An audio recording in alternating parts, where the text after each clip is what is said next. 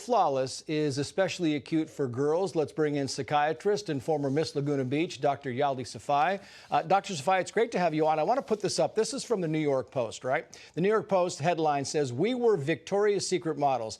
Everything you saw was fake." It goes on to say Jasmine Tukes, 32, and Josephine Scriver, 30, graced Victoria's Secret's catalogs for years, but even they could not recognize themselves at times while looking at their own images. I wonder why they're coming out now and saying, you know, maybe this was too much. Maybe the phoniness needs to be toned down a little bit. What are your thoughts on this? So they're in their 30s now, and one of them said now that she's in her 30s, she looks back at her 20s and realizes how wrong this was. At the time, you know, she was at an impressionable age. She thought she had to look flawless and perfect for people to like her. But now that she's older and much more mature, looking back, she's saying that was ridiculous. Yeah, it's interesting because I have a 22 and a 19-year-old daughter, and we were talking about this during the break. And, you know, social media is big with all these kids. Social media is really big, and they take pictures, and if they take a bad picture and a friend takes a good picture, they take a bad picture in a group. You know, they joke about it, but you know, it kind of affects them. Is that, yes. am I overreacting to that? No, of course, 100%. So the past 10 years or so, starting at 2012 till now, what we know is the mental health of our youth is deteriorating. More anxiety, more depression,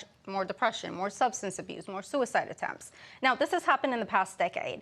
What happened in 2012? This was the start of everything, when we saw the rapid decline in mental health in our youth. In 2012, Facebook bought Instagram. Yeah. Social media became mainstream. Now, ever since then, the mental health of our youth has been rapidly declining. Now, there's a correlation between, you know, social media use and mental health, but correlation doesn't always imply causation. And up until very recently, we didn't have good studies on this to show whether social media actually caused depression and anxiety and suicide attempts and so have you. One study came out at MIT very recently that looked at the rollout of Facebook across college campuses starting in 2005. So remember, it started with Harvard, then it spread to the other Ivy League schools. They looked at the rollout of Facebook, and then they correlated it with visits to the mental health center at the campus and self-reported depression and anxiety scores. They saw a direct correlation with the rollout of social media on college campuses with the mental health of the youth. So they said that depression went up by 7% and anxiety went up by 20%. So they went on to say that social media caused a rapid.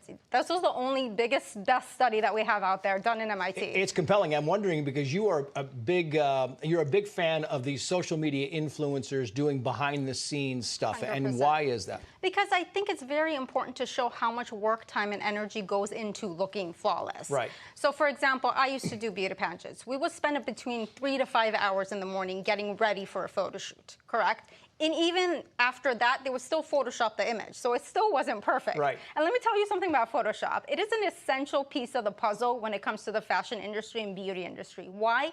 Because it helps cultivate a fantasy. Right. We want things we can't have. When we see the image of this gorgeous, beautiful, godlike, flawless model selling something, promoting something, we want to be like this person. We can't. What do? We buy what she's selling, hoping that it'll make us one step closer to looking like her. So the fashion industry knows this. Sure. And it uses human psychology, and it capitalizes on our desire to want what we can't have to sell products, and it works. Yeah, I got to go 15 seconds, but do you think that maybe younger girls should steer clear of social media as much as possible? I think they should limit it as much as possible. It's important for people to highlight behind the scenes just to raise awareness for that very impressionable adolescent period. Yeah. Dr. Safai, great to have you on. Thank you so much. Thank you.